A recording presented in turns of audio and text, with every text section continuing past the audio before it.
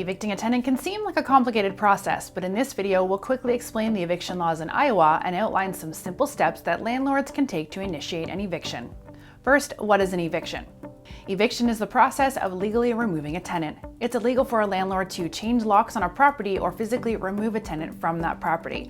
So if the tenant refuses to leave after violating the terms of a lease agreement, a landlord must seek an eviction from the court.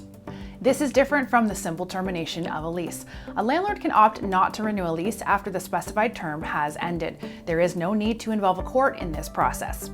In this video, we'll talk about what the eviction process looks like, Iowa laws that determine how evictions are handled, and how to legally remove a non-compliant tenant from a property. Be sure to watch to the end of this video to find a link to a fillable eviction notice. If a tenant in Iowa violates the terms of a lease agreement, the landlord can issue what's known as a notice to quit. There are several versions of this form, and each applies to a different situation. The first is a 3-day notice to quit. This is used when a tenant fails to pay rent on time and gives the tenant 3 days to either pay the rent or face eviction. Some states allow for a grace period, but Iowa law does not mention this. Another version is a 3-day notice to quit for clear and present danger. This is used when the landlord can prove that the tenant was engaging in behaviors that constituted a danger to the people or property.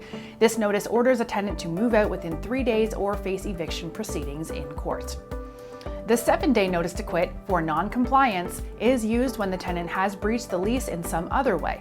When served with this notice, the tenant has 7 days to rectify the problem or face being evicted. There's another form called a 30-day notice to quit. This one gets used to terminate a month-to-month lease. It is a formal way a landlord tells a tenant that a lease will not be renewed at the end of the month.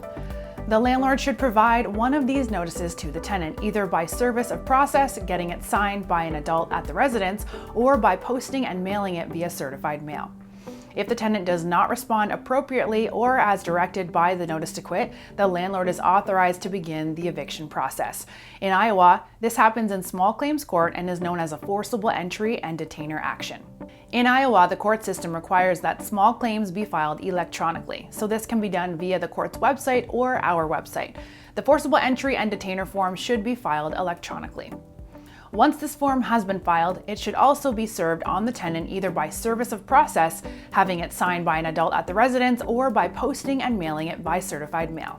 The court will set a hearing date within 8 days of this form being filed. The court will issue a decision either in favor of the landlord or the tenant. If the court rules in favor of the landlord, the tenant must vacate the property. If the tenant disagrees with the decision of the judge, the tenant may file an appeal using what's known as Form 326. We've got everything you need to get eviction proceedings going, from eviction forms to court documents, and you can access all of them at the link below for free.